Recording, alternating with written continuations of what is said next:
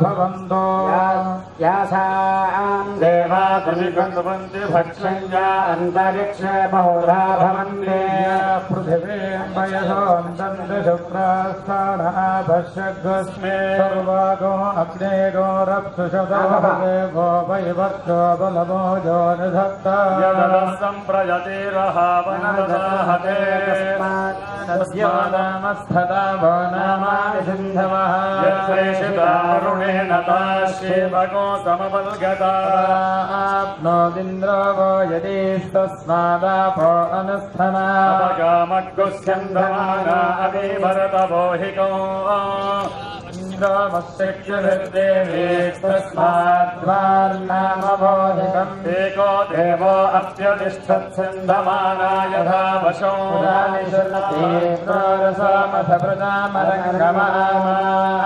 प्राणेन सह वर्चसागन्धादित्वस्यां युतवासुणोम्यामाघोषो गच्छति वाङ्न आसाये जानो अमृतस्य तर्हि हिरण्यवर्णा अदृपय्यदापः आपो ओहिष्ठामयो भुवस्तान ऊर्जे दधातना अहेरणाय दक्षसे शिवतमोरसस्तस्य भाजयते हनः शरीरिव मातरः परिक्षेयतस्व पृथिव्या सम्भव ब्रह्मवर्चसमसि ब्रह्मवर्चसायत्वा ॐ सहस्रशीर्षा पुरुषः सहस्राक्षः सहस्रपाद अवमानस्तु वर्जनः पवित्रेण विचर्षिणिः प्रमोदा सपुनातुमादेव जना गुणन्तमनबोधिया विश्वयवः यादवेन पवित्रवतो पवित्रेण विद्यतो कृत्वा क्रतो स्मरणो पवित्रमर्जिषे वितदमन्तरा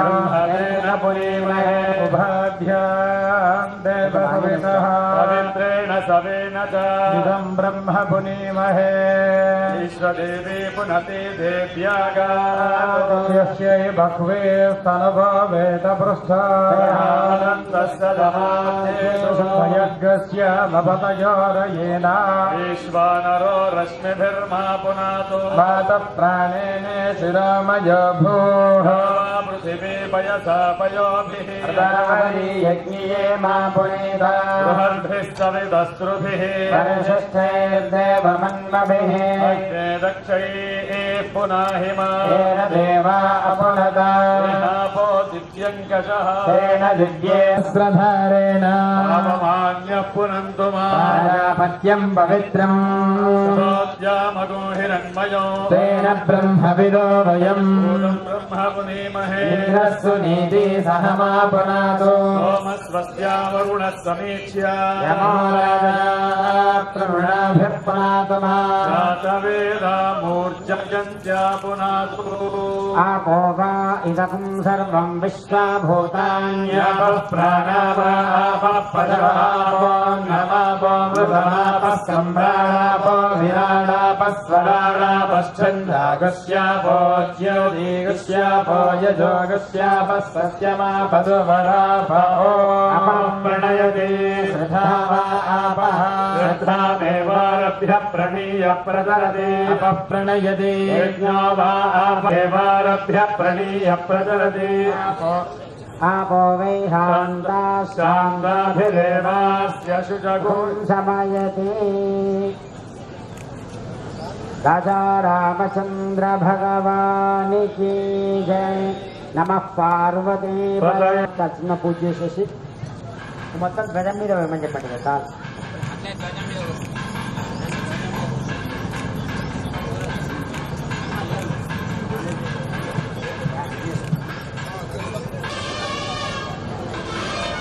ప్రశ్న ఇంకా దీపాలు ధ్వజం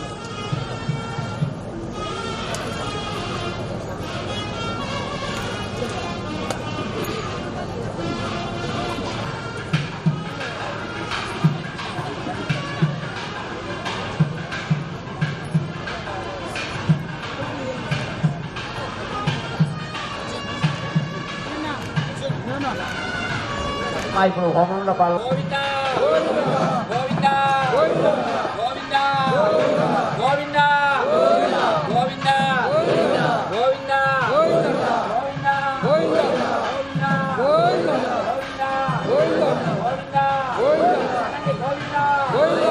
గట్టిగా నాలమ్మా భోజనాలు రెడీ అయినాయి గోవింద గోవింద గోవింద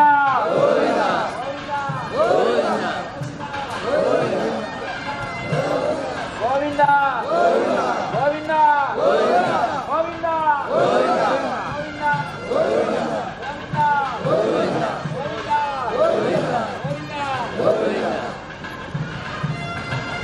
శ్రీరామ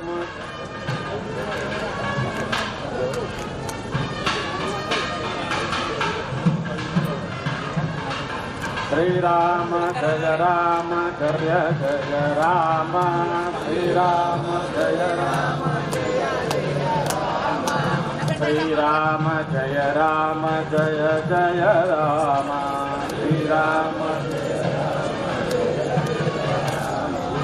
శ్రీరామ జయ రామ జయ జయ రామ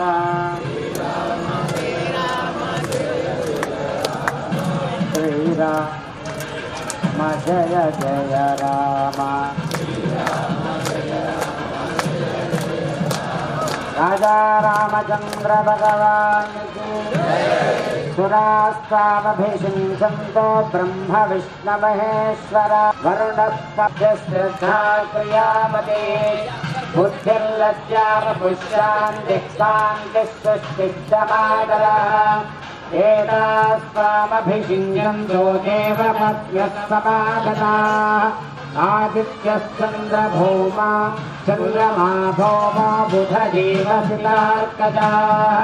ग्रहास्त्वामभिषिञ्चन्तो राहुकेतुश्च तर्पिताः देवतारगन्धाश्रये ॐ सवितस्सागराशैलातीर्थानि जलदानदाः एते त्वामभिषिञ्चन्तो सर्वकामार्थसिद्धये विघ्नेशः क्षेत्रभो दुर्गा लोकपाला नवग्रहाः सर्वकामप्रदा नित्यं यच्छन्तु तव मङ्गलम् गङ्गा नदी महापुण्या सरयो गण्डकी तथा गोमती उद्भूतपापाचा बहुलादेवी ताम्रपर्णी च कौशकी नद्यस्त्वामभिषिञ्चन्तो दोये पातकनाशने ऋग्वेदोऽधैर्यवर्षकस्तथा दधिमण्डोजकश्चैवानुरोधापि सागरः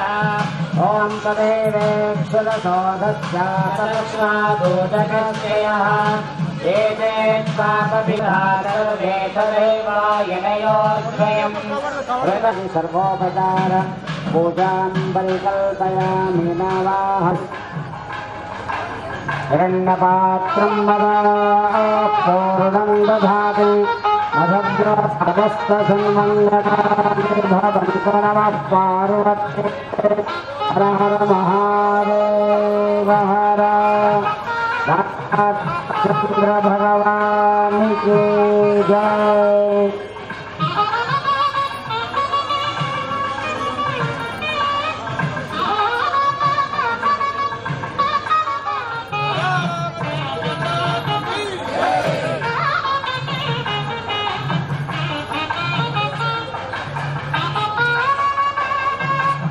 స్వీకరించి మళ్ళా సాయంకాలం 5 గంటల వరకు దేవాలయానికి రావాల్సిందిగా విజ్ఞప్తి. సాయంకాలము విశేషంగా దేవతామూర్తులను ధాన్యములో పడుకోబెడతారు. ధాన్యము బియ్యము, పప్పు ధాన్యాలు, నువ్వులు, గోధుమలు 5 గంటలకు ఖచ్చితంగా 5 గంటలకు ఆరంభమవుతుంది. 5 గంటల తర్వాత తెస్తే తీసుకోము కాబట్టి 5 కలశాలతో మళ్ళా స్వామివారికి దేవతామూర్తులకు అందరికి కూడా విశేషంగా అభిషేకం ఉంటుంది. మీరు ఇంటి నుంచి పాలు విశేషంగా రేపు తీసుకురావచ్చు. ఉదయం 9:30-10 గంటల లోపల పాలు తీసుకొని రావచ్చు. తర్వాత విశేషంగా నీళ్లు గంగాజలాలు తీసుకొని రావచ్చు. అవన్నీ అభిషేకం చేసుకోవడానికి అవకాశం ఉంటుంది. స్వయంగా అభిషేకం చేసుకోవడానికి అభిషేకం ఉంటుంది. రేపు 108 కలశాలతో అభిషేకం ఉంటుంది. ఆ విషయాన్ని గ్రహించవలసిందిగా విజ్ఞప్తి. పూర్ణాహుతి రోజు మీరు ఆ ప్రతిష్ట రోజు గజము దగ్గర పంచలోహాల ముత్యము, పగడము, బంగారు పిసరు, వెండి పిసరు, రాగి పైస డూప్లికేట్ దొరుకుతాయి కాకుండా ఒరిజినల్గా ఉండేటువంటి బంగారు పిసరు, చిన్న పిసరైనా సరే, వెండి పిసరు, ఒక రాగి పైస, ఒక ముత్యము, పగడం ఇవి దొరికితే తెచ్చుకోండి. ధ్వజం దగ్గర మీకు వేసుకోవడానికి ఆ ధ్వజం తప్పకుండా రేపు రాత్రి వరకు మీ పేర్లన్నీ కూడా మాకు ఇస్తే నేను మంచిగా ఆ స్వామి వారి ముందర పెట్టి ఆ స్వామి అనుకున్నట్టు ఈ తిప్పలు నేను గౌరవంలో ఇస్తూనే ఉంటాడు. ఇప్పటిది ఆ టాటా సుమో సుమారుగా ఎప్పుడు ఎక్కువ నేండ్ల టాటా సుమో అది 30 కన్నా ఎక్కువ పోదట. దాంట్లోనే తిరుగుతుంటాడు, కాశీ దాకా పోతుంటాడు ఆయన. అటువంటి ఒక మహానుభావుడు ఇంతవరకే బట్టలు తీసుకొని కేవలం నిర్మమో నిరహంకార అన్నట్టు ఏమీ లేకుండా తిరుగుతున్నటువంటి స్వామి యొక్క ఆశీస్సు ఈ గ్రామానికి రాబోతున్నాయి. కాబట్టి అందరికీ దర్శనం దొరుకుతుంది. తప్పకుండా ఇది చేస్తాం. కాబట్టి మీ అందరూ కూడా రేపు ఎల్లుండి పీఠాధిపతి యొక్క స్వహస్తముల చేత ఇది యంత్ర ప్రతిష్ఠ జరుగుతుంది. వారి కాలు మోపిపోయింది కనుకనే ఎలాంటి ఇబ్బంది లేకుండా ఇవాళ ఇంత తొందరగా అయిందని మీకు తెలుసు, నాకు తెలుసో తెలియదు, మీకైతే తెలుసు. కాబట్టి అందరూ సహృదయము. ఒకవేళ ఏదైనా కల్మషాలు ఉంటే ఇవాళ ఆంజనేయ స్వామి అందరి కల్మషాలు తొలగించుగాక. అందరూ ఒకటే దసరా నాడు ఎంత శత్రువులైనా ఒక్కసారి భావనో అన్ననో అని ఒక్కసారి తిరగొట్టుకుంటాం. మళ్ళీ గంట అవతలికి పోతే మళ్ళీ వాడు వీడి కష్టమే. కాబట్టి అట్లా ఈ దేవాలయం యొక్క ప్రతిష్ట, ఈ దేవాలయం ఈ ఊర్లో ఫస్ట్ భగవంతుడు వాళ్ళలో స్థిరం ఏర్పరిచారు. వాళ్ళిద్దరు కూడా చక్కగా ఆ భగవంతు అంజయ్య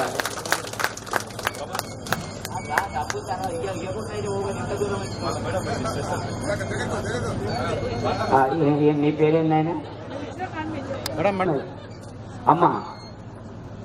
ఇంకా ఎవరైనా మనసులో ఉంటే ఇప్పుడు కూడా చెప్పేస్తుంది, రేపే చెప్పాలని కూడా లేదు. మీ మనసులో ఉంది కానీ చెప్పితే ఏందో, ఒకవేళ చెప్తే గట్టిగా చెప్తే మళ్ళీ ఇంకొక ఎక్కడ పట్టుకుంటారు. హృదయంలో ఉన్నది గుప్తంగా కూడా తీసుకున్నాను. గుప్తంగా కూడా ధనం ఏమని ఉందమ్మా.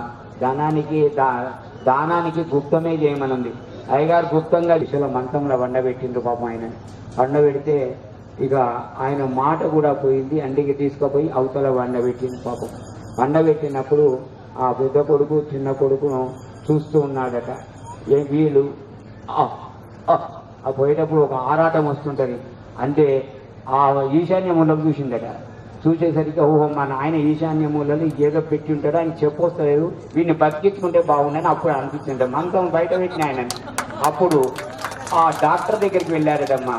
వెళ్ళి అయ్యా నీకు ఒక 1000 రూపాయలు ఇచ్చుకుంటావు, కొంచెం మా నాయన ఒక్క మాట ఎక్కువద్దు తీర్చవిద్య తర్వాత ఒక్క మాట మాత్రం మాట్లాడిస్తుండేనంటే ఆయన ఏ దశలో ఉన్నానంటే ఇంకా నారాయణ ఆ దశలో ఉన్న ఆయనకి మరి నువ్వు 1000 రూపాయలు ఇస్తే నేనేం బతికిస్తా, ఆయన భక్తులు లేదు అంటే ఆయనకు అప్పుడు అవకాశం దొరికింది. మన కోవిడ్లో డాక్టర్లకు అవకాశం. రాజనేని పర్వతుల అమ్మాయిలు అంటే ఆడపడుతులు అని చెప్పాను కదా, వాళ్ళ కూతుళ్ళు వాళ్ళ యొక్క ఆ హృదయం చేత వాళ్ళు ఇచ్చింది కాక వారి యొక్క హృదయం చేత ఇప్పుడే వారి మనసు కలిగి 51,000 రూపాయలు వారు ప్రకటించిందమ్మా. ఆ భగవంతుడు పరిపూర్ణమైనటువంటి ఈ చప్పట్లు ఎందుకు కొడుతున్నామో తెలుసా అమ్మా? నిజానికి ఆయనను ఆకాశంలో ఎత్తడానికి కాదు. భగవంతుడు నీకు ఇచ్చిన హృదయం అట్లే మాకు ఈ 2 చప్పట్లలాగా మాకు కూడా కలిగించమని ఆశ. భగవాన్ నాకుగా చెప్తున్నాను. అట్లా అంటే నాకే బాగా. కానీ అటువంటి అమ్మాయి ముందుకొచ్చి అమ్మాయి 11 గంటల దాకా దొరికిపోయిందమ్మా. నాకు ఇంకా పేషెంట్ ఉన్నది. గంటలకు 9,000-8,000 రూపాయలు ఇప్పుడు ఆ భక్తుడు ప్రత్యేకంగా చందా ఇచ్చింది కాక వేముల శ్యామలయ్య గారు గంటలు, జానకమ్మ గారు దంపతులు గంటలకు 8,000 రూపాయలు ఇప్పుడే ప్రకటించిందమ్మా. అది వాళ్ళకి ఆ భగవంతుడు గంటలాగా జీవితం గడవాలని కోరుకుంటున్నాను. గణగణ పొద్దున్న లేస్తే ఇంకొకటి కూడా ఉందమ్మా ఇక్కడ. ఒకటి ప్రసాదానికి పెద్ద గంట తెచ్చాం. అంటే పొద్దున అయ్యగారు 8 గంటలకు అది మోగిస్తాడు. ఈ ఊరంతా ఏమో నాకు తెలియదు, అంత పెద్ద గంట తెచ్చాం. అది ఎంత అమ్మా? అవి 21,000. ఆ గంట కూడా ఎవరి హృదయంలో వస్తే ముందుకు రావచ్చు. డ్రమ్ము ఆ ఊళ్ళలో ఉంటాయి కదా అటువంటి డ్రమ్ము. అంటే ఏది వదలలేదమ్మా. అంటే ఎంత ధైర్యం ఉంటే అది ప్రతిష్టకి ఇప్పటి వరకు నేనేం చేసిన ప్రతిష్టలో ఈ రకమైనటువంటి వస్తువులు దేవాలయానికి ఇక మళ్ళీ నా భూతం నా భవిష్యత్తు. అయ్యగారు బేగమ్మ గారు ఒకసారి వచ్చి కూర్చుండబెట్టింది ఆ తల్లి. అట్లే అన్ని వస్తువులు వచ్చేసి దగ్గర ఉంది కదమ్మా. అది డ్రమ్ముకి 21,000 రూపాయలు కాదు. 2 కొడుకులు వేరే రాయంగా వారికి ఇంకొకటి ఉన్నది. నేను రేపటి వరకు ఆలోచించి చెప్పితే తప్పకుండా అవి అమ్మ అక్కడే ఉంది. ఆమెకు మాకన్నా బ్రెయిన్ ఎక్కువ ఆమె. అందుకని ఆమెకు ఇప్పుడు ఎక్కడ ఏదుందో తెలుసు, ఎంత అమౌంటో తెలుసు. అన్ని భగవంతుడికి పేర్లు కొట్టించుకొచ్చిందమ్మా. ఇంకొక మీకు విశేషం చెప్పాలా? హైదరాబాదు మీ పేరు శేఖర్ రెడ్డి గారు, దశరథ్ గారు, నరసింహారావు గారికి, అర్జునరావుకు నరసింహారావు అన్నదమ్ములకు ఇద్దరికి ఆత్మీయులు. వాళ్ళు ఆత్మీయులు ఇక్కడికి రాగానే ఈ యొక్క ప్రతిష్ట మహోత్సవానికి ఉత్సుకతతో అంటే స్వామి వాళ్ళ మనస్సును ప్రేరేపించి 1,00,000 రూపాయల వరకు భోజనాన్ని ఖర్చు భరిస్తుందని ఆ ప్రసాదంగా అందరికీ. ఎందుకంటే అన్నప్రసాదం కూడా విశేషమైనటువంటి కాబట్టి అన్నప్రసాదం మేము చేస్తాము అని వారు ఒక మనసును బయట పెట్టుకున్నారు. ఆ భగవంతుడు వారికి సర్వదా సర్వావసరం అన్నపూర్ణే సదాపూర్ణే శంకర ప్రాణవల్లభే జ్ఞాన వైరాగ్య సిద్ధ్యర్థం భిక్షాందేహి చెప్పారని ఆ తల్లి అన్నపూర్ణాదేవి వాళ్ళకి సమాన కాశీ విశాలాక్షి అన్నపూర్ణ సైత కాశీ విశ్వేశ్వర స్వామి సంపూర్ణ అనుగ్రహం. ఎందుకంటే ఆ లింగం కూడా కాశీ నుంచి వచ్చిందమ్మా. ఆ లింగం కూడా కాశీ నుంచి వచ్చింది. అది దానికి అద్భుతంగా ఒక 2 రోజులు బుర్ర బరిగా వస్తే అది వచ్చిందమ్మా. దాన్ని మాత్రం 10,000 ఇంటికి 10,000 రూపాయలు మాత్రం 10,000 కదమ్మా. 10,000 ట్రాన్స్పోర్ట్ సహా 10,000 ఎవరైనా భక్తులు పంచుకోవచ్చు. విశేషంగా చెప్తున్నారు. కాశీ లింగం అయ్యా లక్ష్మమ్మ గారి దంపతులు 21,000, అమ్మ 21,000 వారు దేవాలయానికి ప్రకటించింది. దాన్ని సద్వినియోగం చక్కగా భవిష్యత్ కార్యాచరణకి ముందుగా మీరు ఏదైతే ఆలోచన చేశారో దాన్ని ఉపయోగించవలసిందిగా కోరుతున్నాను. మా పరమేశ్వర పేర్లు అన్నీ కూడా రాస్తున్నాయి. ఒక్కసారి పట్టుకోండి మేడం వీడియో పోతున్నాయి, డబ్బులు పోతున్నాయి అంటే జాగ్రత్త పడండి కొంచెం. అంటే పోతున్నాయంటే ఎక్కడ దొంగలు పడుతున్నాయి కానీ మిస్ అవుతున్నాయి. మళ్ళీ దేవుని మళ్ళీ రిటర్న్ ఇస్తలేరు. Okay madam.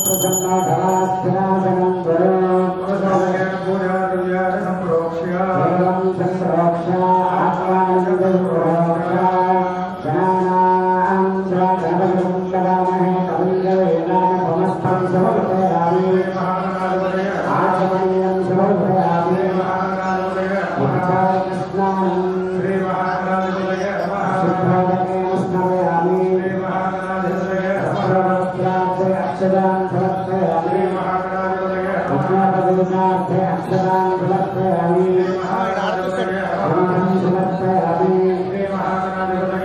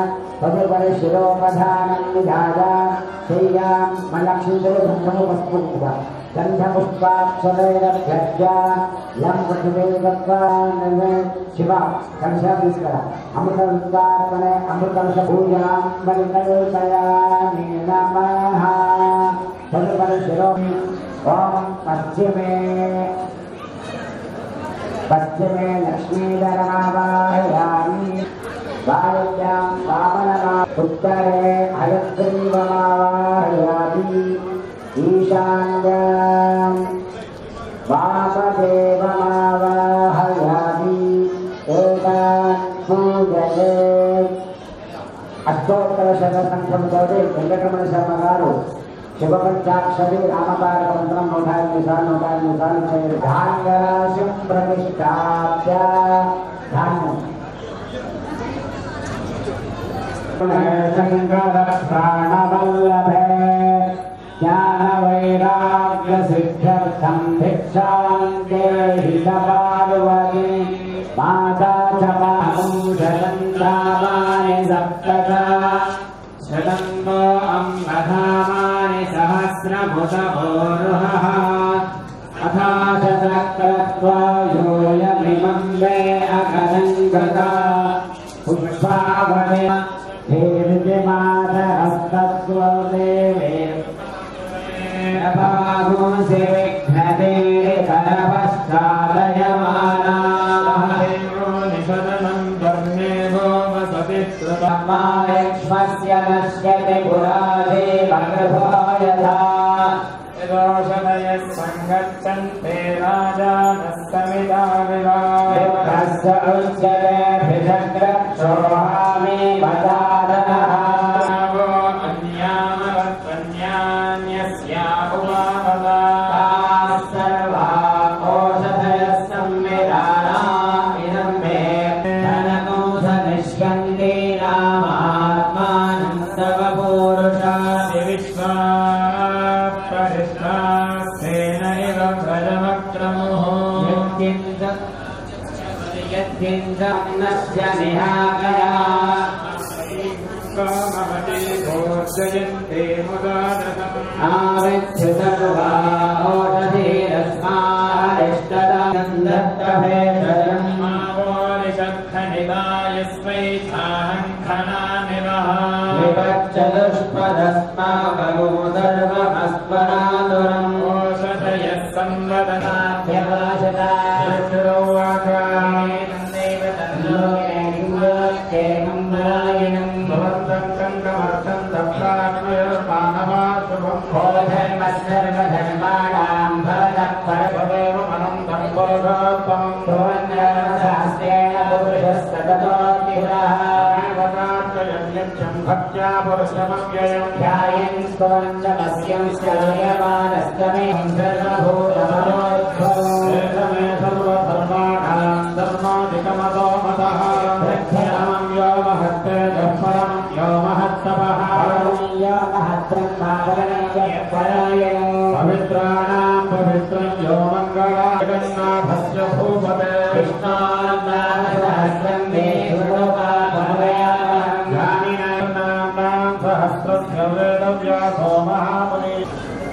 అమ్మ విడిగా చేస్తే మాత్రం పప్పులు విడిగా చేస్తే మాత్రం ఒక బ్యాగ్లో పెట్టాను పొట్లా చేస్తే మాత్రం అటు పెట్టి స్టార్టింగ్ నుంచి రండి మేడం.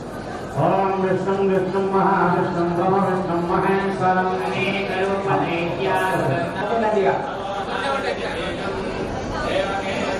అమ్మ కుక్కలాగా వయస్సు తప్పేం లేదు. అలా ఒకరొకరు రండి మేడం. ఒకరొకరు రండి మేడం. ఇక్కడ ఉన్న వాళ్ళంతా ఈ లైన్ అయిపోతే వాళ్ళ లైన్ చేస్తా అయిపోయింది లైన్ రావాలి.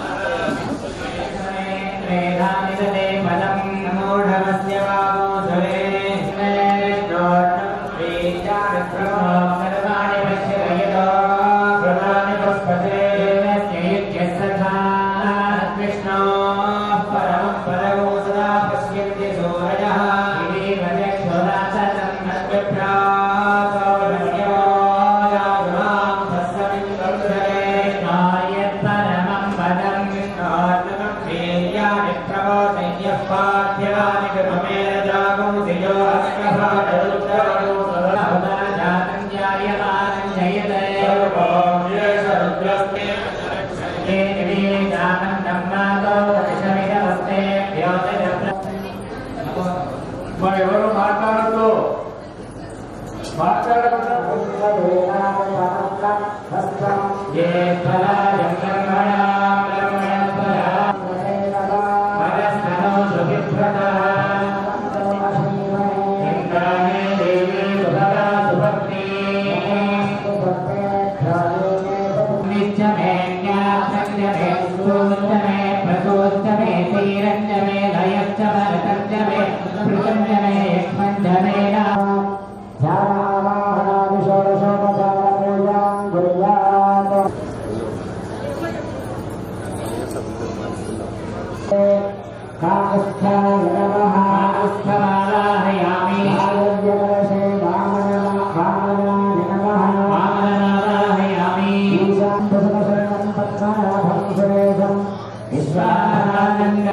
वन्दे विश्वं भवभयहरं सर्वलोकैकनाथं ध्यानं समर्पयामि सहस्रशीर्षेण आवाहनं सहस्रशीर्षांशः सहस्राक्ष सहस्रपात् सपोकं विश्ववामृता अर्थविष्टप्रशां गुणम् आवाहनं समर्पयामि ऋषयेवेदकं सर्वं यद्भूतैः उतामृतत्वस्येषानः यतन्नेनातिरोहति परिमलपत्रपुष्पाणि समर्पयामि यत्पुरुषं यदोः तदेवाव्यकल्पयन् स्वकर्किणस्य गो बाहो काभूरुपादामुच्यते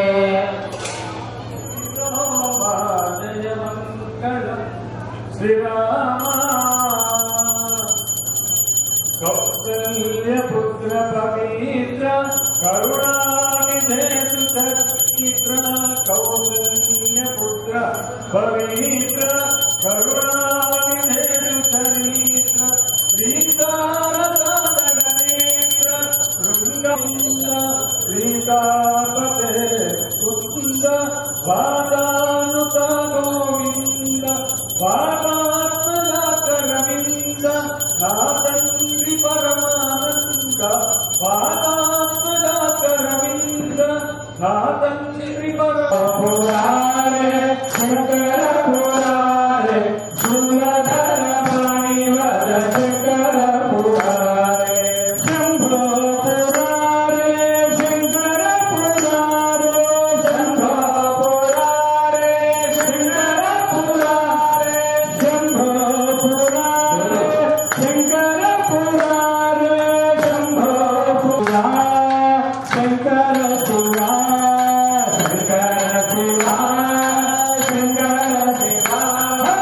శంకర శివ శంకర శివ శంకర శివ శంకర శివ శంభో మహాదేవ శంకర శివ శంభో మహాదేవ శంకర శివ శంకర శివ శంకర శివ శంకర శివ శంకర శివ శంకర శివ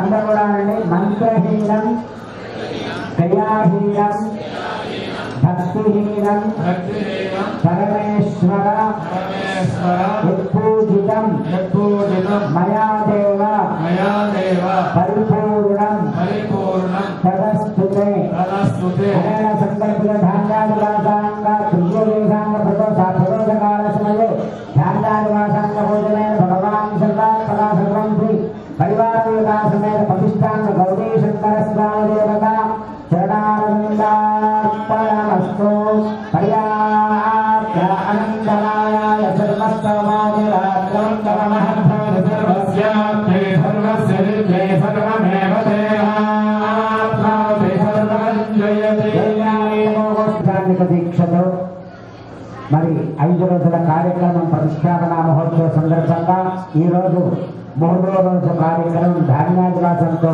నుంచి ఉపవాసంతో ఉన్నటువంటి నరసింహారావు గారి దంపతులు, తర్వాత మన నాగేశ్వరరావు గారి దంపతులు ఎగురుతుంటే వాళ్ళతో పాటు మీరు ఎగురుతూ ఉంటే ఇక మీలో చైతన్యం ఎలా వచ్చిందో దీన్ని బట్టి తెలుస్తుంది.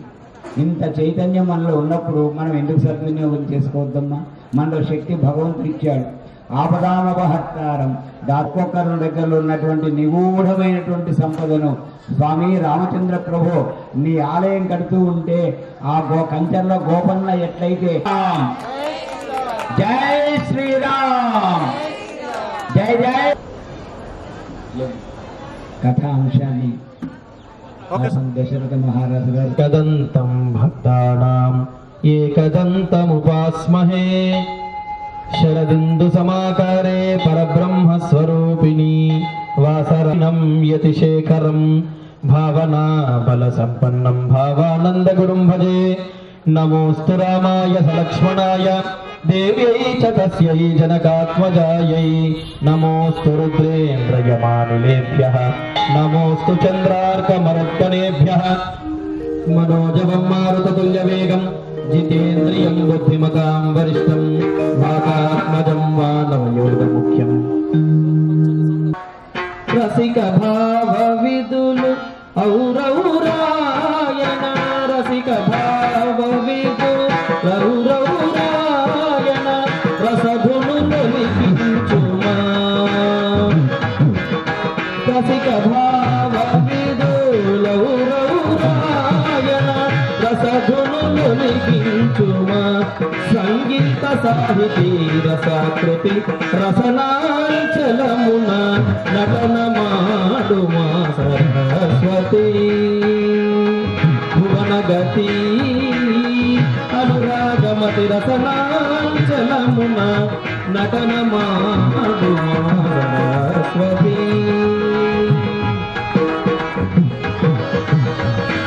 నీ కటాక్షమే లెక్క సాగునా నీ కటాక్షమే లెక్క సాగునా ఓ కళామయి నీ సరియవరి లోకత్రయ విజయము సగబిరామ ఓ కళామయి నీ సరియవరి లోకత్రయ విజయము సగ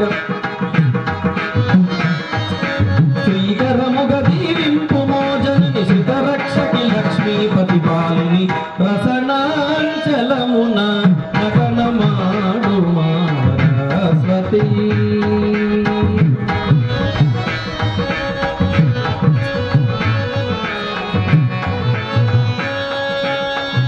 శారదా శారదాంభోజ వదనా వదనాంభుజే సర్వదా సర్వదాస్మాకం సన్నిధి సన్నిధిం క్రియాత్ జ్ఞాన సరస్వతి మాతా కీ జై. పిల్లలందరూ కూడా గట్టిగా చెప్పాలి, జ్ఞాన సరస్వతి మాతా కీ. హరియచ్యుతాయని పాడరే పురుషోత్తమాయని పొగడరే పరమ పురుషాయని పలుకరే సిరివలయనోచును చలగరి జనులు పరమ పురుషాయని పలుకరే సిరివలయనోచును చలగరి జనులు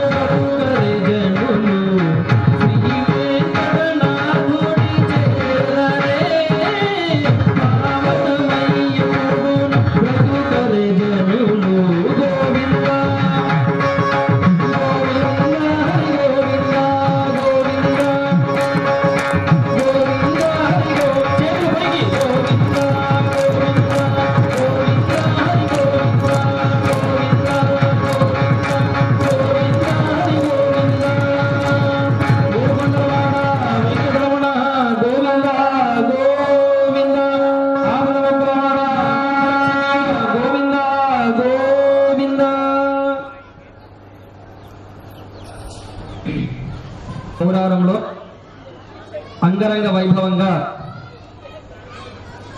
శ్రీ నరసింహారావు దంపతుల సహకారంతో సర్పంచ్ గారి సహకారంతో గ్రామస్తుల సహకారంతో శ్రీ త్రివుళ్ళ కృష్ణమూర్తి శర్మ గారి మరియు కాసుల రాధాకృష్ణ శర్మ గారి వైదిక నిర్వహణలో వివిధ స్థలాల నుంచి విచ్చేసినటువంటి వేద పండితుల మంత్రోచ్చారణల మధ్య అంగరంగ వైభవంగా జరుగుతున్న శ్రీ సీతారామాంజనేయ స్వామి గౌరీ శంకరుల పరివార ప్రతిష్టలో భాగంగా నేడు 3వ రోజు. నిన్నటి రోజు రామాయణాన్ని మనం ప్రారంభం చేసుకున్నాం.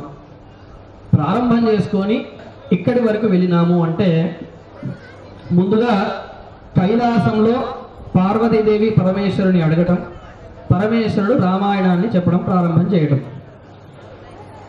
అయోధ్యను పాలిస్తున్నటువంటి దశరథ మహారాజు సంతానం లేక బాధపడటం, శ్రవణ కుమారుణ్ణి అడవిలో దశరథుడు చంపడం, తర్వాత శ్రవణ కుమారి తల్లిదండ్రులు ఆ దశరథునికి శాపాన్ని పెట్టడం, కొద్ది కాలానికి పుత్రకామేష్టి యాగం చేయడము, ఆ యజ్ఞ పురుషుడు పాయసాన్ని ఇవ్వటము, అది తిన్న కౌసల్య సుమిత్ర కైకేయులు దశరథుని 3 భార్యలు కూడా గర్భం దాల్చడము, చక్కగా సంతానాన్ని కలగటము, ఆ పుట్టిన 4 పిల్లలకు రామ భరత లక్ష్మణ శత్రుఘ్నులను పేరు పెట్టడం. రాముడికి 16 ఏళ్ళు వచ్చిన తర్వాత విశ్వామిత్రుడు ఒకనాడు సభలోకి వచ్చి తను చేస్తున్నటువంటి యాగ రక్షణ కోసం రామలక్ష్మణుణ్ణి అడిగినాడు దశరథ మహారాజును. ఇక నిన్న కథ అక్కడ ఆగింది. దశరథ మహారాజు అనుజ్ఞ తీసుకున్న రామచంద్రుడు లక్ష్మణమూర్తి ఇద్దరు, పెద్దవాడి మొహం ఎలా ఉంటుందో అలా ఉన్న ఈ ఆశ్రమము ఇది ఎవరిది, ఇక్కడ ఎవరు ఉండేవారు, దీని వివరాలు చెప్పండి అనగానే ఇక విశ్వామిత్రుడు ప్రారంభం చేసినాడు. నాయనా, పూర్వము గౌతమ ముని అహల్య అనే కన్యను వివాహం చేసుకున్నాడు. ఈ ఆశ్రమంలో ఉండేవాడు. అందమైన ఆ అహల్యను ఇంద్రుడు మోహించినాడు. అలా మోహించిన ఇంద్రుడు ఒకనాడు గౌతమ ముని లేని సమయంలో అచ్చం గౌతమ మునిలాగానే వేషం వేసుకొని ఆశ్రమంలోకి వచ్చినాడు. ఇక ఆ సమయంలో ఏం జరిగింది? అప్పుడు గౌతమ మౌనియే తెంచెను, అమరేషు నింజూచి కోపించెను. ఓరి ఇంద్రా, ఓరి ఇంద్రా, నన్ను వంచింపగా చేరితివా సతిని కామించగా, క్రూరమతి కొలువున శాపము, క్రూరక నిన్ను బదలునే దోషము, యోనింపడ పుష్పదే నమ్మునా, ఓసనిల్లుచు తిరుగుమను దినమునా, శపింపగా వాసముడు పోయెను, సంతాస యౌవనిత పైకనలేను, ఘోరశీల రూపము పొందుమా, కారణ విని నీవు బడియుండుమా, ధర్మదేవత నిన్ను దరి చేరిన, దయలు నీపై చరము మోపిన, మరలిన శాపము నిన్ను వీడును, మామలోచన నిన్ను కరుణింతును, ముని కోపమున రాతిగా మారును, ముదిత సంతట మందు తప్పించెను, రాముని మలుగును హృదయము కాత్యాయని, రమణీయ సతి సారమిదియేని, నీవదిలో నన్ను నందిని, హిమగిరి నందిని, హిమగిరి నందిని. ఇక అక్కడి నుంచి ఇంద్రుడు మాయమైపోయినాడు. అసలు వచ్చింది ఎవరు అని తెలుసుకోకల్య బాధపడింది. దానికి ఆ గౌతముని అంటున్నాడు, అహల్య, ఎప్పుడైతే ధర్మదేవత యొక్క పాద ధూళి నీకు తాకుతుందో అప్పుడు నీకు తిరిగి స్వీకరిస్తాను అని చెప్పి గౌతముని అక్కడి నుంచి వెళ్ళిపోయినాడు. ఇక వెంటనే ఆదలిలా అరుణిందుగా నామదికి కాంతులుండగా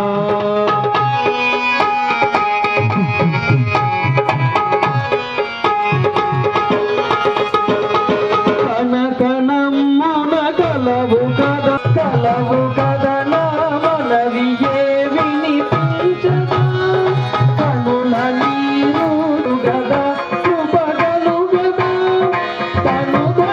ఆ తర్వాత కొన్ని రోజులకు ఆ అహల్య పుణ్య భాగ్యమున అప్పుడు పాద శ్రీ సదను పగిల శిలాకారమిట ప్రోయము పంటయోజు నిదున భాసిల్యము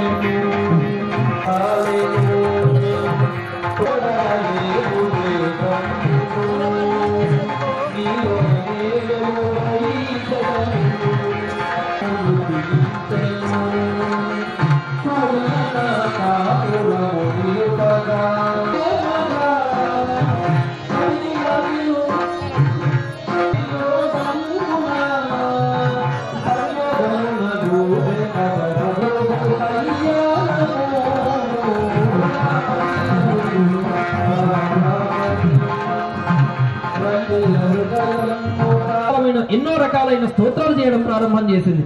నమస్తే పురుషాధ్యక్ష, నమస్తే భక్తవత్సల, నమస్తే స్తుషీకేశ, నారాయణ నమోస్తుతే. అహల్యయా కృతం స్తోత్రం యస్తటే భక్తి సంయుతః సముచ్యతే కిలై పాపై పరం బ్రహ్మాదిగచ్చతి. దీన్ని ఈ సమయంలో అహల్య రాముణ్ణి ఏ విధంగానైతే స్తోత్రం చేస్తుందో దాన్ని అహల్యా స్తవం అంటారు. ఆ అహల్యా స్తవం ఒక్కసారి చదివితే చాలు మనం చేసిన పాపాలన్నీ పోగొట్టుతామని వాల్మీకి రామాయణంలో చెప్పబడింది. అలా అహల్యాదేవి రాతిగా ఉన్న అహల్యాదేవి చక్కగైన స్త్రీ రూపం దాల్చింది. వెంటనే గౌతముని వచ్చినాడు. స్వామి, కూలిన నా కాపురము నిలబెట్టినావు తండ్రి అని రామచంద్రమూర్తికి నమస్కారం చేస్తూ, మా దంపతులను కలిపిన కారణంగా నీకు కూడా కళ్యాణం అవుతుందని గౌతమ మహర్షి రామునికి ఆశీస్సులను అందించి పంపించినాడు. ఇంత గొప్పనైనటువంటి అహల్య అసలు పాపం చేయకుండానే శాపాన్ని పొందింది. అలా శాపాన్ని పొంది ప్రతి క్షణము కూడా ధర్మదేవత గురించి స్తోత్రాలు చేసింది. అలా స్తోత్రం చేసి తర్వాత మళ్ళీ తిరిగి గౌతమ మౌని దగ్గరికి వెళ్ళింది. ఇంత గొప్ప చరిత్ర ఉంది కాబట్టి ఆడవాళ్ళందరూ కూడా రోజుకి ఒక్కసారన్నా అహల్యాదేవిని స్మరణ చేసుకోవాలి. అలా అంత గొప్ప పతివ్రతైన అహల్యను తలుచుకుంటే చాలు ఆడవాళ్ళు చేసినటువంటి పాపాలన్నీ తొలగిపోతాయి. 5 పతివ్రతలు ఉన్నారు. ఎవరమ్మా అంటే అహల్య, ద్రౌపది, సీత, తారా, మండోదరి తథా పంచకం సంస్మరే నిత్యం మహాపాతకనాశనం. 5 పతివ్రతలు అహల్య, ద్రౌపది, సీత, తార, మండోదరి. ఈ 5 గనక ఆడవారు రోజు కూడా తలుచుకుంటే వారు చేసినటువంటి పాపాలన్నీ తొలగిపోతాయని శాస్త్రం చెప్తుంది. ఇక మా దంపతులను కలిపినందుకు మీకు కూడా రామచంద్రమూర్తికి కూడా తొందరగా కళ్యాణం అవుతుందని ఆ గౌతమ మౌని రామచంద్రమూర్తికి ఆశీర్వచనం చేసినాడు. అక్కడి నుంచి వెళ్ళిపోయినారు. ఇక తిరిగి మరలా విశ్వామిత్రుడు, రామలక్ష్మణులు 3 ప్రయాణం ప్రారంభం చేసినారు. గంగా నదికి చేరుకున్నారు. ఆ గంగా నదిని దాటించడానికి గుహుడు అనే నావికుడిని పిలిచినారు. గుహుడు ఏ పాదాల దగ్గర గంగ ఉద్భవించిందో ఆ రాముడి పాదాలను ఆ గంగతో కడిగి ఎంతో సంతోషంతో గంగను దాటించినాడు. ఇక ఆ 3 కూడా విశ్వామిత్ర, రామలక్ష్మణులు 3 కూడా మిథిలా నగరానికి చేరుకున్నారు. ఇక మిథిలా నగరానికి చేరుకున్న తర్వాత ఏం జరిగింది? జనకపురమున చేరి రాశూరులు మునితోడు తభాను కులమూర్తులు గాభితనయుని రాకగని మృత్యులు ఘనత జనకుడు గౌరవముదేశిను సవినయమున మునిని ప్రార్థించెను శాంతముగా కుశలము తెలిపెను మీరా కడచే ధనుర్యాగము మేలు కలిగెను మాకు శుభయోగము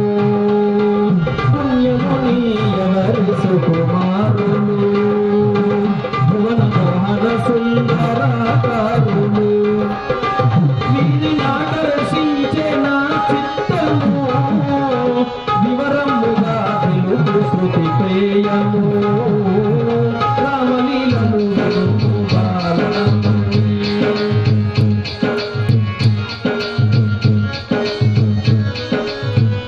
రమణీయ శృతి సారమిది ఏయని శ్రీమతిలో నమ్ముగిరి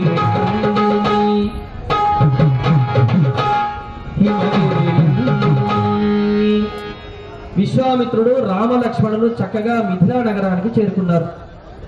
విశ్వామిత్రుని రాకను గమనించిన జనక మహారాజు వెంటనే తన భార్యతో పరివారంతో మంగళ వాద్యాలతో విశ్వామిత్రుని ఎదుర్కోవడానికి వెళ్ళినాడు. విశ్వామిత్రుడికి పూర్ణకుంభ స్వాగతాలు పలికినాడు, చక్కగా గౌరవించినాడు, క్షేమ సమాచారాలు అన్ని అడిగినాడు. గురువర్య, మీరు రావడం వల్ల మేము చేస్తున్న ధనుర్యాగం సఫలమైందని ఆనందంతో నమస్కారం చేసినాడు. ఇక తర్వాత పక్కకున్న రామలక్ష్మణులు చూసినాడు జనక మహారాజు. విశ్వామిత్రునితో ఇట్లా అంటున్నాడు.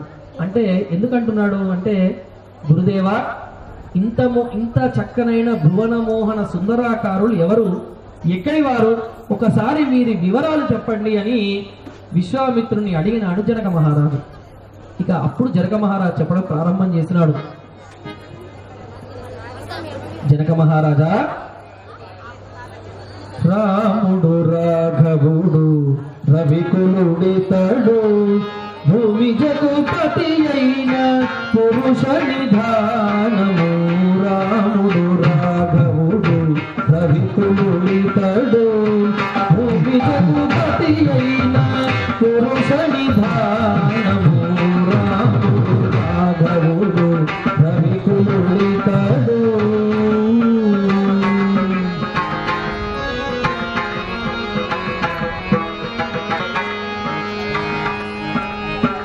అరయపుత్ర కామేష్టియందు పరమాన్నమున అరయపుత్ర కామేష్టియందు పరమాన్నమున పరగజనించిన పరబ్రహ్మము. అరయపుత్ర కామేష్టియందు పరమాన్నమున పరగజనించిన పరబ్రహ్మము. సురల రక్షింపగా అసురుల శిక్షింపగా సురల రక్షింపగా అసురుల శిక్షింపగా స్థిరమైన దయించిన దివ్య తేజము. రాముడు రాఘవుడు రవికులుడితడు భూమి జగపతి అయిన పురుష నిధానము. రాముడు రాఘవుడు రవికులుడితడు. జనక మహారాజా, పుత్రకామేష్టి యాగ ఫలితంగా దుష్ట శిక్షణ చేయడానికి, శిష్యులను రక్షించడానికి పుట్టినవాడు, వేదాంగాల్లో నిష్ణాతుడు, దశరథ మహారాజు యొక్క పుత్రులు వీరు రామలక్ష్మణులయ్యా అని విశ్వామిత్రుడు జనక మహారాజుకు పరిచయం చేసినాడు. యాగ రక్షణ కోసం నా దగ్గరికి వచ్చినారు. మన మిథిలా నగరంలో జరుగుతున్న ధనుర్యాగాన్ని చూపించడానికి నాకు తోడుగా వీరిద్దరిని తీసుకొని వచ్చడానికి విశ్వామిత్రుడు జనక మహారాజుకు చెప్పినాడు. ఇలా చర్చ జరుగుతున్న సమయంలో దూరంగా ఉన్న సీతాదేవి రాముణ్ణి చూసింది. ఈ విశ్వామిత్రుడు, జనక మహారాజు, రామలక్ష్మణుడు నలుగురు కూడా చర్చ చేస్తున్న సమయంలో దూరంగా అంతఃపురం నుంచి సీతాదేవి రామచంద్రమూర్తిని చూసి వెంటనే పరిగెత్తుతూ తన పూజా మందిరంలోకి వెళ్ళింది. ఆ సీతాదేవి వెళ్ళి గౌరీదేవి విగ్రహం ముందు కూర్చొని ఆ రాముడే తనకు పతి కావాలని ప్రార్థన చేయడం ప్రారంభం చేసింది. గౌరీదేవిని ఎలా ప్రార్థన చేసింది? భువనేశి జనని భవానీ, భువనేశి జనని భవానీ, దానని ఈ సేవలు గొని కన్నేలు దయగని. భువనేశి జనని భవానీ, దానని ఈ సేవలు గొని కన్నేలు దయగని.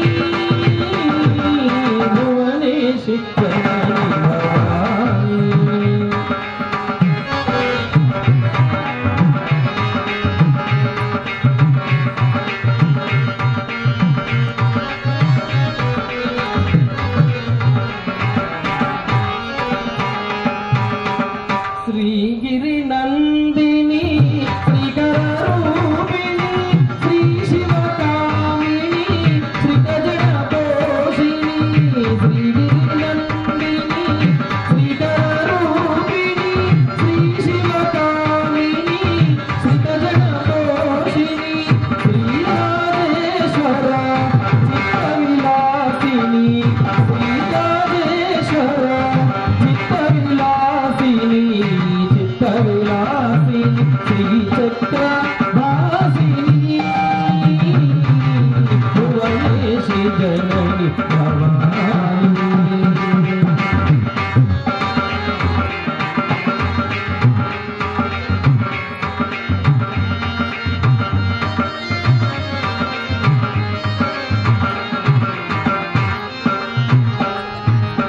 ఇంకా పార్వతి ఆ సమయంలో సభకు వచ్చిన వారు ఎవరో తెలుసా? క్షణము అంతరంగాన్ని ఇస్తున్నాడు కృష్ణంతోము అమ్మ ఒక విన్నపం మీకు. ఈ విల్లేంటి, ఆ పిల్లేంటి, ఈ పెళ్ళేంటి? పిలిచిందేమో పెళ్లికి, చూపిస్తుందేమో పిల్లను, పెట్టిందేమో విల్లును. అసలు దానికి దీనికి ఏం సంబంధం అని ఆలోచన చేస్తూ కొంతమంది రాజకుమారులు ఉన్నారు. పార్వతి, అసలు ఆ సమయంలో అక్కడ ఎంతమంది రాజకుమారులు ఉన్నారో తెలుసా? ద్రవిడ, కర్ణాటక, ఆంధ్ర, పాండ్య, బర్బర, మలయాళ, గౌడ, కేరళ, సింధు, కాశీ, సాల్వ, మగధ, కళింగ, మాలవ, నేపాల, ఉత్కల, కొంకణ, పౌండ్ర, గాంధార, వంగ, చోళ, ఇలా అనేక రాజ్యాల నుంచి రాజకుమారులు వచ్చినారు. పార్వతి, అందరూ కూడా గొప్పగా ప్రయత్నాలు చేసినారు. అసలు దాన్ని కదిలించడం కాదు కదా, కనీసం దాన్ని కొంచెం కూడా ఎత్తలేకపోయారు.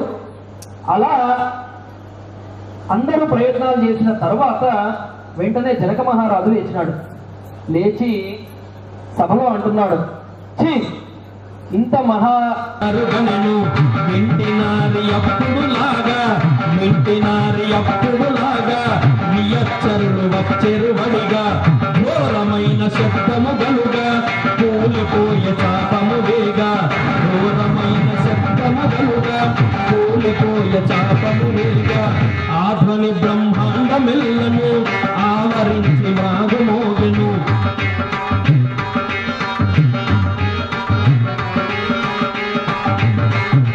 విశ్వామిత్రుడి ఆజ్ఞతో రామచంద్రమూర్తి లేచినాడు. వెళ్ళి ఆ శివధనుస్సుకు నమస్కారం చేసినాడు. ఇక్కడ ఒక చిన్న సన్నివేశం జరిగింది. ఏంటి అంటే, అందరి రాజుల చూపు సీత పైన, సీత చూపు రాముడి పైన, రాముడు చూపు శివధనుస్సు పైన. ఇక్కడ రామచంద్రమూర్తి ఒక్కసారి శివధనుస్సుకు నమస్కారం చేసినాడు, దాని చుట్టూ ప్రదక్షిణ చేసినాడు. ఒక్కసారిగా అవలీలగా ఆ శివధనుస్సును ఇట్లా పైకెత్తినాడు. రాజా రామచంద్ర భగవానికి, గట్టిగా రామచంద్ర భగవానికి. అలా ధనువును, ఆ శివధనుస్సును ఒక్కసారి ఎత్తి దాన్ని ఇట్లా ఎక్కువ పెడదామనుకునే సమయానికి పిల పిల పిలమని ఒక్కసారి ఆ ధనుస్సు విరిగి పడిపోయింది.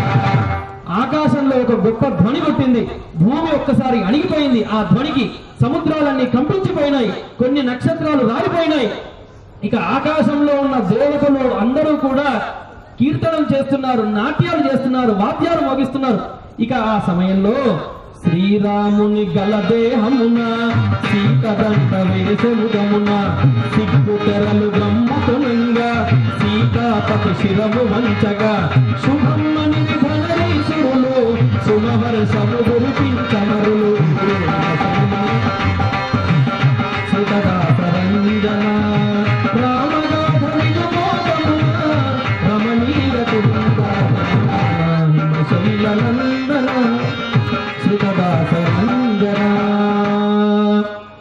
శివధనుస్సు విరిగిపోయింది. వెంటనే సీతాదేవి సిగ్గుతో వచ్చింది. తన చేతిలో ఉన్న పుష్పమాలను రాముడి మెడలో వేసింది. రాజా రామచంద్ర భగవానికి. ఇక ఈ సమయంలో మనమే ఉంటే ఏం చేస్తాము అంటే, వెంటనే ఇంకా పెళ్లి ఏర్పాట్లు చేయమంటాము, వెంటనే వెళ్ళిపోదామంటాం. కానీ రామచంద్రమూర్తి ఏం చేసినాడంటే, జనక మహారాజు సీత పూలమాల వేయగానే ఇక సభలో చెప్పబోయాడు.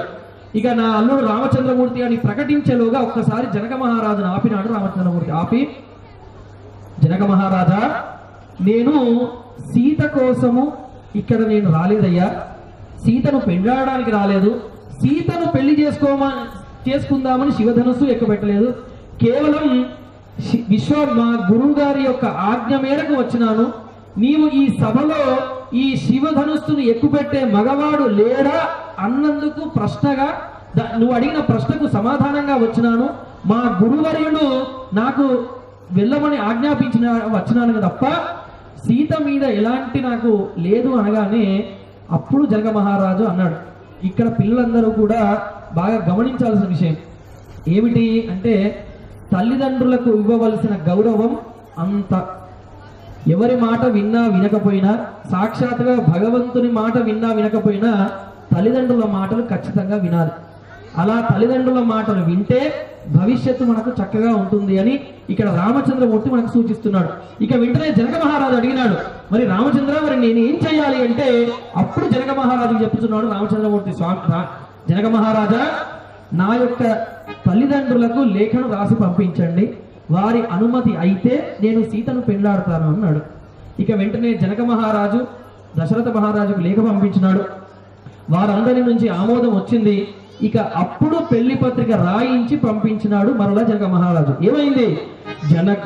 జనకుడంతట చేసే ఆహ్వానము, సకల వివరములు తెలుపు ఒక పత్రము, దశరథ భూవర్యునకు పంపగా తరలను పరివారముల తోడుగా, జనక భూపుడు లాంఛనము జరిపెను, సవినయముగా ప్రేమ గణపరచెను, నగరము సింగారము నరిచిరి, నయనానందము గణేసిరి, కళ్యాణకర వేదికల దూచిరి, కమ్మపాతులు జిమ్మనే పరచిరి, జానకి జయ రామ సువహూరు, మానిక సౌందర్య సుమనోహరు, ఉమిద మాండవి తోడ ఆభవతుని, ఊర్మిళ సతి తోడ సౌమిత్రిని, శత్రు సూదను జతక శృతి కీర్తిని, సాధనముగని కిరట వారిని, మంగళ ధ్వనులంతగా మనుగన వేద విహితంబుగా, వంద మాదిరి జనమును తీయింపగా, వరులకు శుభకాంక్షలర్పించగా, ధర్మపత్ని సహితుడై జగతుడు, దాతయశముంది నాగపుడు, బహువిధ తత్వాన్నములు తృప్తిగా, బంధుమిత్రులు కలిసి భుజింపగా, జానకి శ్రీరామ కళ్యాణము, జగములు తీయించు నా దేశము, అంబరమున దేవతలు కాంచిరి, ఆనందమున గురులు గురిపించిరి, రామలీలలు విను కండియ హృదయము కాత్యాయని,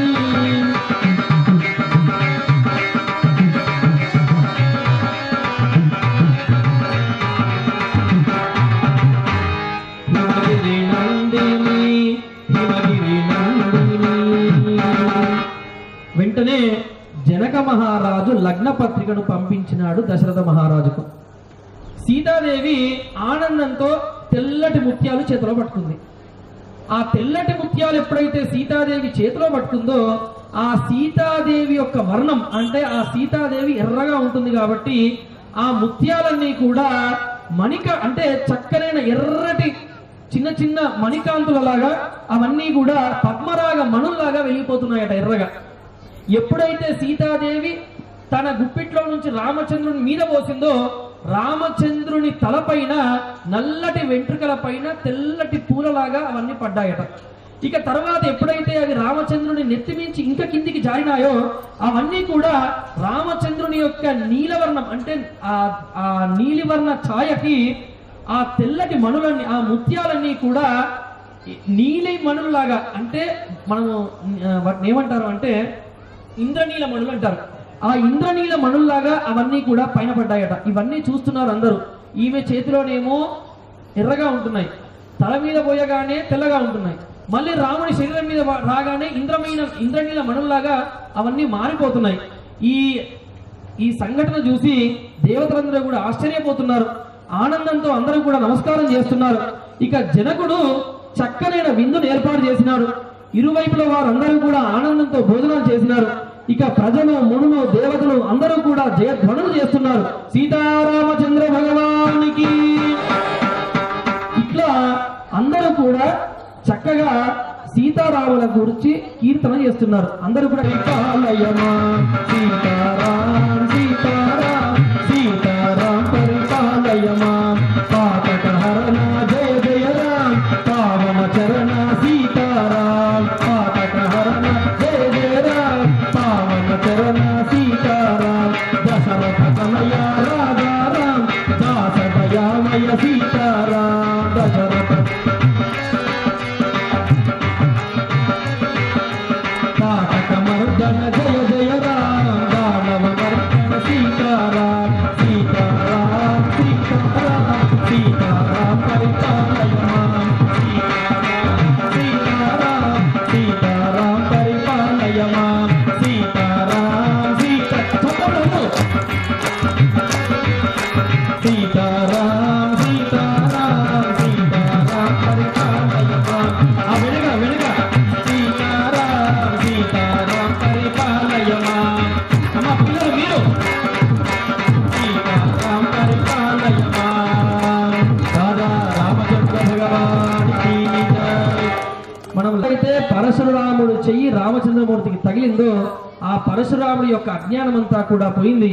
ఈ రామచంద్రమూర్తి సాక్షాత్తు మహావిష్ణువుని గ్రహించినాడు. కాళ్ళ మీద పడ్డాడు. రామచంద్ర నీల శరీర శ్రీమనోవిహార సత్యధర్మ పథ సంచార నన్ను క్షమించవయ్యా, నన్ను రక్షించవయ్యా. ఇక తన విష్ణు చాపాన్ని పరశురాముడు రాముడికి సమర్పణ చేసినాడు. అక్కడి నుంచి వెళ్ళిపోయినాడు. దశరథుడు ఎంతో సంతోషపడ్డాడు, రాముణ్ణి ఆశీర్వదించినాడు. అందరూ కూడా సపరివార సమేతంగా రామ లక్ష్మణులు భరత శత్రుఘ్నులు వారి వారి భార్యలతో అందరూ కూడా అయోధ్యను చేరుకున్నారు. ఇక్కడ ఒక చిన్న ఇంతవరకు జరిగిన రామాయణంలో మనం ఒక చిన్న ఘట్టాన్ని చూడాలి. ఏంటి అంటే రాముడు 3 పనులను చేసినాడు. ఏం చేసినాడు? తామసాన్ని సంహరించినాడు, రాజసాన్ని సంస్కరించినాడు, సాత్వికాన్ని స్వీకరించినాడు. ఎలా తామసాన్ని సంహరించినాడు అంటే తాటకిని చంపి తామస సంహారం చేసినాడు రామచంద్రమూర్తి. అహల్యను సంస్కరించి రాజస సంస్కారాన్ని చేసినాడు రామచంద్రమూర్తి. ఇక సీతను స్వీకరించి సాత్వికాన్ని స్వీకరించినాడు రామచంద్రమూర్తి. ఇలా 3 గుణాలను చేసినప్పటికీ ఆ 3 గుణాలకు అతీతంగా ఉండి మనకు రామచంద్రమూర్తి ప్రకాశిస్తున్నాడు. అటువంటి రామచంద్రమూర్తి కళ్యాణం జరిగింది. సీతాదేవి ఏమో జీవాత్మ, రామచంద్రమూర్తి ఏమో పరమాత్మ. ఈ సీతారామ కళ్యాణం ఏమిటి అంటే జీవేశ్వర ఐక్యము. అంటే జీవుడు దేవుడు కలిస్తే ఎలా ఉంటుందో సీతారామ కళ్యాణం జరిగితే అలా ఉంటుంది. ఇక్కడ నిజానికి మనమందరం కూడా సీతలమే. నిన్న కూడా మనందరం దశరథులమే. అక్కడ 5 జ్ఞానేంద్రియాలను 5 కర్మేంద్రియాలను నడిపించిన వాడు ఆ దశరథుడు, వాటి చేతిలో నడుస్తున్న వాళ్ళం ఈ దశరథులం. ఇక్కడ కూడా మనమందరం కూడా సీతలమే. ఎట్లా? ఒకటే తేడా, ఆవిడకేమో ఆ సీతకేమో రాముడు ఒక్కడే తెలుసు, మనకేమో రాముడు తప్ప మిగతా అన్ని తెలుసు. కాబట్టి ఇట్లా ఆ సీతారామ కళ్యాణం చక్కగా జరిగింది. అందరూ కూడా అయోధ్య నగరానికి చేరుకున్నారు. ఇక కాలం గడుస్తూ ఉంది. పార్వతి దశరథునికి అప్పటికే 60,000 సంవత్సరాలు గడిచిపోయినాయి. ఇక వృద్ధాప్యంతో దశరథుని యొక్క శరీరం శుష్కించిపోయింది. చూపు బుద్ధి అన్ని తగ్గినాయి. ఇక వెంటనే ఆ దశరథ మహారాజు తన కుల గురువైన వశిష్ఠుని పిలిచినాడు. గురుదేవా, రాముడు ధర్మవర్తనుడు, రాముడు కుంఠిత ధైర్యశాలి, రాముడు నీతి కోవిదుడు, రాముడు సత్య పరాక్రముండు, రాముని వంటి వాడు కనరాడు మరొక్కడు ముజ్జగాన, రాముని రాజు చేసి జనరంజక పాలన మిమ్ము మీవలన్. గురుదేవా, రాముడు ధర్మవర్తనుడు, ధైర్యశాలి, నీతి కోవిదుడు, సత్యపరాక్రముడు, నా రాముడి లాంటి వాడు 3 లోకాల్లో ఎక్కడ వెతికినా దొరకడు గురుదేవా. కావున నా రాజ్యాన్ని రాముడికిచ్చి నేను వనాల్లో ఉంటాను, ఒక చక్కనైన ముహూర్తం చూడమని చెప్పినాడు దశరథ మహారాజు. ఇక ఎప్పుడైతే అలా చెప్పినాడో ఒక మంచి ముహూర్తాన్ని చూసినాడు దశరథ మహారాజు. ఒక చక్కనైన ముహూర్తం చూసినాడు వశిష్ఠుడు. వెంటనే దశరథ మహారాజు దగ్గరికి వచ్చి ఆ ముహూర్త విషయాన్ని చెప్పినాడు. ఇక దశరథ మహారాజు రామచంద్రమూర్తిని పిలిచినాడు. రామచంద్ర, ఇక ఇప్పటి నుంచి రాజభారము నీపై మోపెదా, రాజభారము నీపై మోపెదా, రామభద్రావనము నందుండెదా, స్వర్గము వలె ఈ అయోధ్యాపురి, వర్గభేదము లేకయేలుము మరి, కన్న బిడ్డల రీతి మన ప్రజలను, గాచుచుండుము కనికరము తోడను, సకల సామ్రాజ్యము పాలింపుమా, శాశ్వతంబుగా కీర్తి నార్పింపుమా, శ్రీరాముడా మోదమును తెలిపెను, గౌరవమున నమ్రుడైచెను,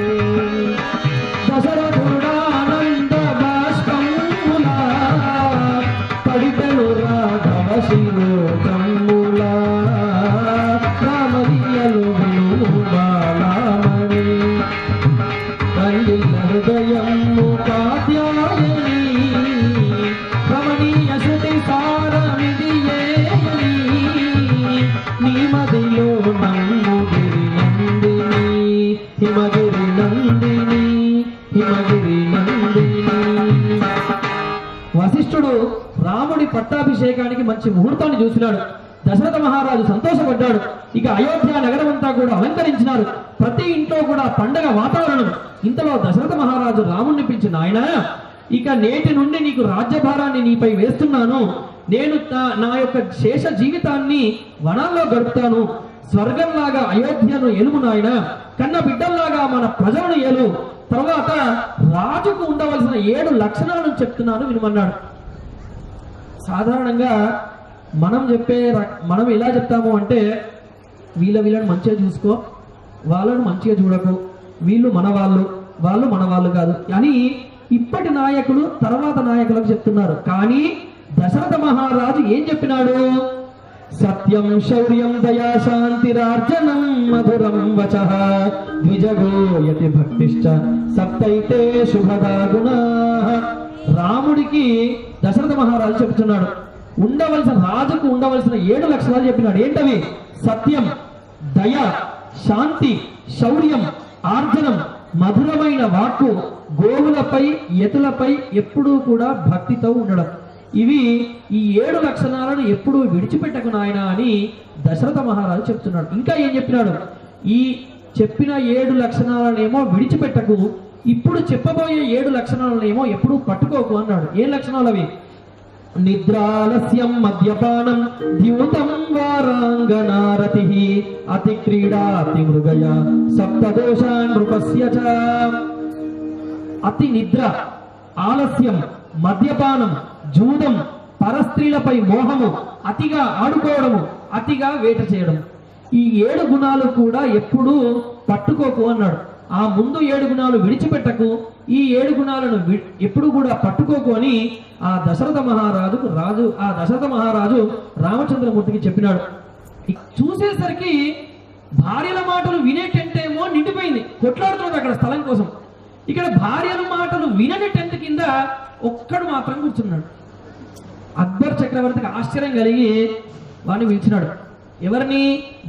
భార్యల మాటలు వినని వాడిని పిలిచి, శభాష్ బేట, మొత్తం నా రాజ్యంలో నువ్వు ఒక్కడివి అసలైన మగవాడివి, భార్యల మాటలు వినని వాడివి నువ్వు అన్నాడు. అసలు ఇంత ధైర్యం నీకు ఎక్కడిది?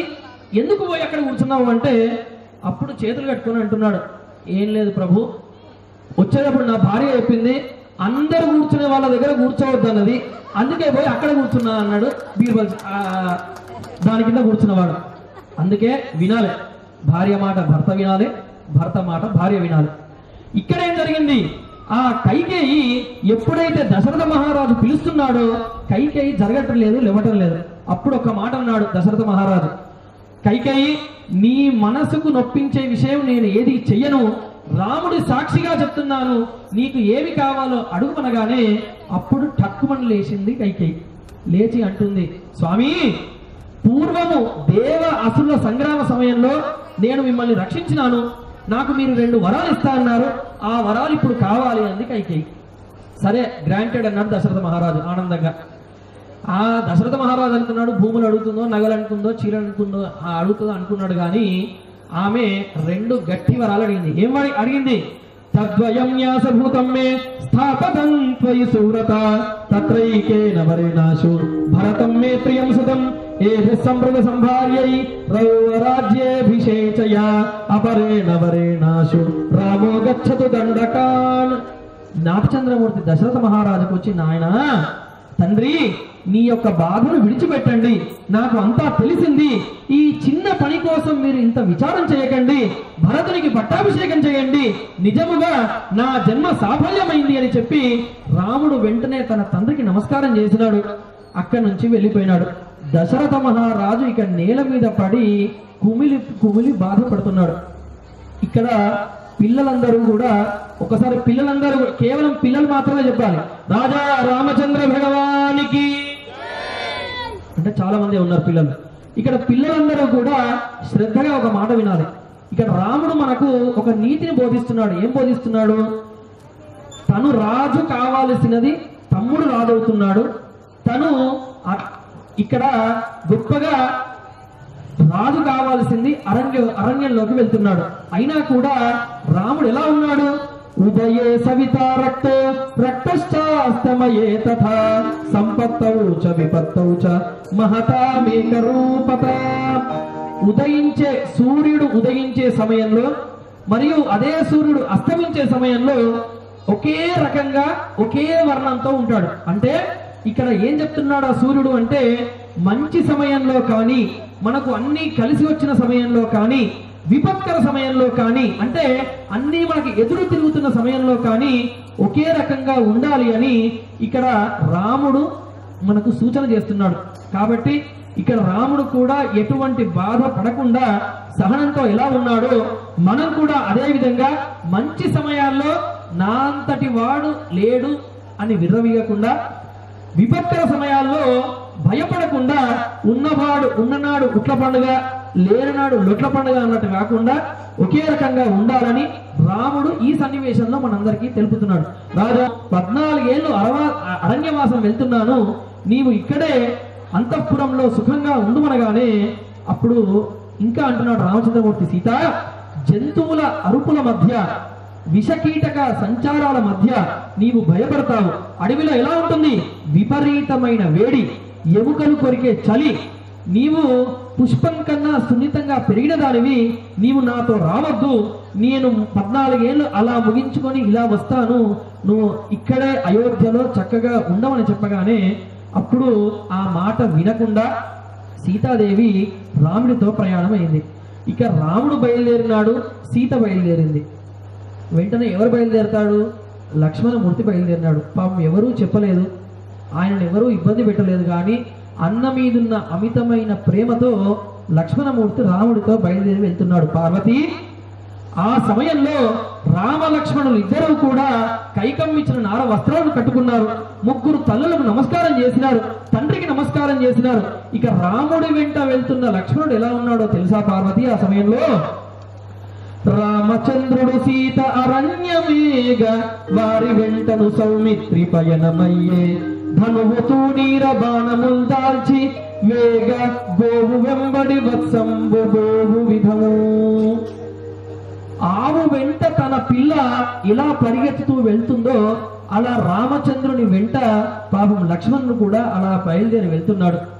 ఇక రామచంద్రమూర్తి ఇక్కడ 5 వస్తువులను వదిలిపెట్టినాడు. ఏం వదిలిపెట్టినాడు అంటే, జననీ జన్మభూమిశ్చ జాహ్నవీ చ జనార్దనం జనక పంచమశ్చైవ జకార పంచదుర్లభాః. మన జీవితంలో జ అనే అక్షరంతో మొదలయ్యేవి 5 ఉంటాయి. ఏంటవి అంటే జనని అంటే కన్న తల్లి, జన్మభూమి అంటే పుట్టిన నేల, జాహ్నవి అంటే గంగ, జనార్దనం అంటే విష్ణువు, జనకుడు అంటే తండ్రి. జాతో మొదలయ్యే ఈ 5 వస్తువులను అటు తల్లిని వదిలిపెట్టినాడు, పుట్టిన నేలను వదిలిపెట్టినాడు, తండ్రిని వదిలిపెట్టినాడు, అక్కడి నుంచి గంగను వదిలిపెట్టినాడు. ఇక బయలుదేరినాడు. శ్రీరాముడు సీతా సమేతముగా లక్ష్మణుడితో ప్రయాణమై అడవిలో వెళ్తూ ఉన్నారు. అలా నడవగా నడవగా నడవగా కొంత దూరానికి గంగా నది ఒడ్డు వచ్చింది. అక్కడ ఏం జరిగింది?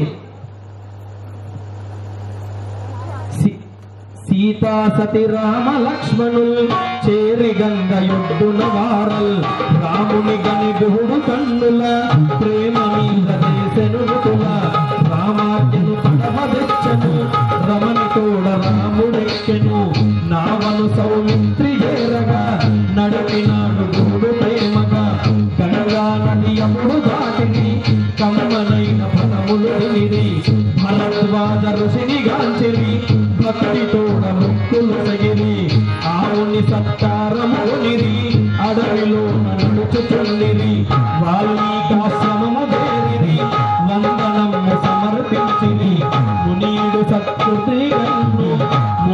సత్కృతి గైకొనెను ఈయన తెలిపతి సంతసించెను, చిత్రకూట శైలము చేరి నిన్న వర్ణశాల వేసిరి, చిత్రకూట శైలము చేరి చిన్న పర్ణశాల వేసిరి, సీతా సౌమిత్రులు నిలువా శ్రీరాముడు సుఖము నిలువా శైల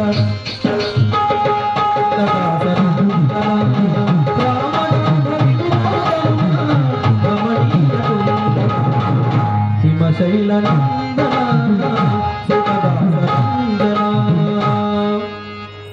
అలా సీతారామ లక్ష్మణుడు నడిచి నడిచి గంగా నది ఒడ్డుకు చేరుకున్నారు. ఆ గంగా నది దిగి మీ ఆశ్రమానికి వచ్చే దారిలో ఉన్న ముళ్ళ కంపలన్నీ కూడా తీసేయమన్నాడు రామచంద్రమూర్తి. అది విని ఒక్కసారి భరద్వాజ ఋషి ఆశ్చర్యపోయినాడు. నువ్వు వచ్చేసావు కదా, అక్కడ ముళ్ళు ఉంటే ఏంటి లేకపోతే ఏంటి అంటే అప్పుడు రామచంద్రమూర్తి ఒక మాట అన్నాడు. ఏం లేదు గురుదేవా, నేను అరణ్యంలో ఉన్నానని తెలిస్తే నన్ను వెతుక్కుంటూ నా తమ్ముడు భరతుడు వస్తాడు. అలా భరతుడు వచ్చిన తర్వాత నేను ఈ ముళ్ళ దారిలో వెళ్తున్నాను, ఇలా ముళ్ళు కుచ్చుతున్నాయి నా పాదాలకు అని తెలిస్తే పాపం భరతుడు చాలా బాధపడతాడు. కాబట్టి దయచేసి ఆ ముళ్ళ కంపలన్నీ కూడా తీసేయమన్నాడు. ఇక్కడ మనం 2 గమనించాలి. ఒకటి, తమ్ముడి మీద ఉన్న ప్రేమ రాముడికి, రాముడి మీద ఉన్న ప్రేమ భరతునికి. ఎలా అంటే తనకు ముళ్ళు కుచ్చుకున్నాయని తెలిస్తే భరతుడు బాధపడతాడని రాముడు బాధపడుతున్నాడు.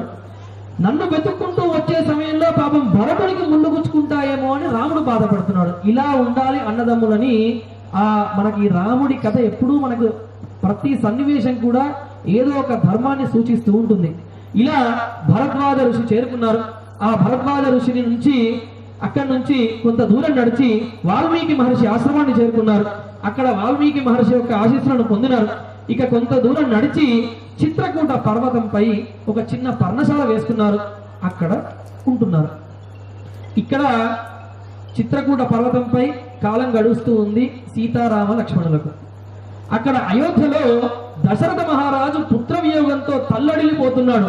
కూర్చున్నా రామ అంటున్నాడు, లేచినా రామ అంటున్నాడు, తినడం లేదు, నిద్ర లేదు, ఎవరిని చూసినా రామ అంటున్నాడు, ఎవరు వెళ్తున్నా రామ అంటున్నాడు, ఎవరు పిలిచినా రామ అంటున్నాడు. ఇలా వీల ఆడిపోతూ దశరథుడు కొద్ది కాలానికి మరణించినాడు. ఇక స్వర్గానికి చేరుకున్నాడు దశరథ మహారాజు. ఎవరి జీవితంలో జరగని విచిత్రము దశరథుని జీవితంలో జరిగింది. ఏమిటి అంటే శాపమేమో వరమైంది ఒకసారి, వరమేమో శాపమైంది ఒకసారి. ఎలా? శాపమేమో వరమైంది. ఆ శ్రవణ కుమారుని తల్లిదండ్రులు మా వలె నీవు కూడా పుత్రశోకంతో మరణిస్తావని ఎప్పుడైతే వారు శాపం పెట్టినారో అది వరంగా మారి దశరథ మహారాజుకు సంతానమైంది. ఇక తర్వాత కైకేయికి ఇచ్చిన 2 వరాల వల్ల అది శాపంగా మారింది దశరథ మహారాజుకి. ఇలా ఎవరికి ఎప్పుడు జరగని విచిత్రం, శాపము వరమైంది, వరము శాపమైంది దశరథ మహారాజుకి. ఇక దశరథుడు మరణించినాడన్న విషయం తెలియగానే తన అమ్మమ్మ గారి ఇంట్లో ఉన్న భరతుడు వెంటనే అయోధ్యకు చేరుకున్నాడు. కైకమ్మ దగ్గరికి వెళ్ళినాడు.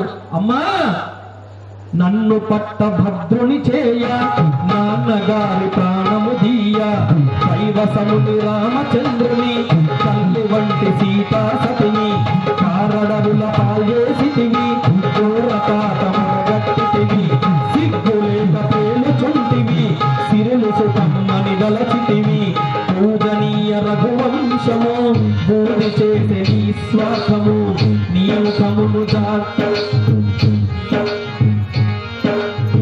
నీ ముఖమును చూడగలేను, నేనిట నిముషమ్ము నిలువను, నీ ముఖమును చూడగలేను, నేనిట నిముషమ్ము నిలువను. హిమశైల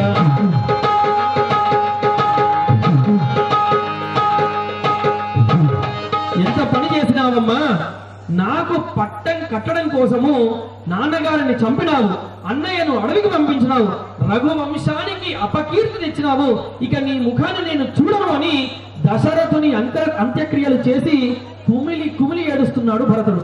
ఇది బలీయమైనది. ఇవన్నీ కూడా జనన మరణాలన్నీ కూడా సృష్టి కార్యాలు. వీటన్నిటినీ విడిచిపెట్టి రాజ్యాన్ని పాలించమనగానే అప్పుడు భరతుడు అంటున్నాడు, గురుదేవా, కారణవిని అన్న శ్రమలందగా కడుచిన్నరు నవ్వుదు నారాజుగా కందమూలములన్న కాహమా మిందునే గుడువక ఆనందమా వనవాసమా రామునకు కలుగగా భవనవాసమ నాకు సుఖింపగా రామలీలలు వినుము బాలమణి రంజిత హృదయము కాచాయని. గురుదేవా, అన్నయ్య అడవిలో కందమూలాలు తింటుంటే, కటిక నేలపై పడుకుంటే ఈ పరిస్థితిలో నేను రాజును ఎట్లా అవుతాను అనుకున్నావు గురుదేవా? నేను ఎట్లా సుఖంగా ఉంటాను అనుకున్నావు? ఎప్పటికైనా ఈ అయోధ్య పట్టణానికి అన్నయ్యనే రాజు, నేను ఎప్పటికీ ఆయన చరణ దాసుడనే అనుకుంటూ ఇంకా అంటున్నాడు భరతుడు వశిష్ఠుడితో. గురుదేవా, అన్నయ్య లేని ఈ రాజ్యాన్ని ఒకసారి చూడండి ఎలా ఉందో. సూర్యుడు లేని తూర్పు దిక్కులాగా, నీరు లేని కొనరులాగా, తీగ తెగిన వీణలాగా, నుదిట కుంకుమ లేని స్త్రీలాగా, ఎండిపోయిన పూల తోటలాగా, దేవుడు లేని దేవాలయంలాగా, అగ్నికి కాలిపోయిన అరణ్యములాగా, చంద్రుడు లేని రాత్రిలాగా ఎలా ఉందో చూసావా గురుదేవా? ఇప్పుడైనా కాబట్టి గురుదేవా, క్షణమైనా కూడా నేను ఇలాంటి అయోధ్యలో ఉండను. నా పరివారంతో ఎక్కడ రాముడు ఉంటాడో అక్కడ నేను ఉంటాను అని ఇక ఆ రాముడి కోసం భరతుడు బయలుదేరినాడు.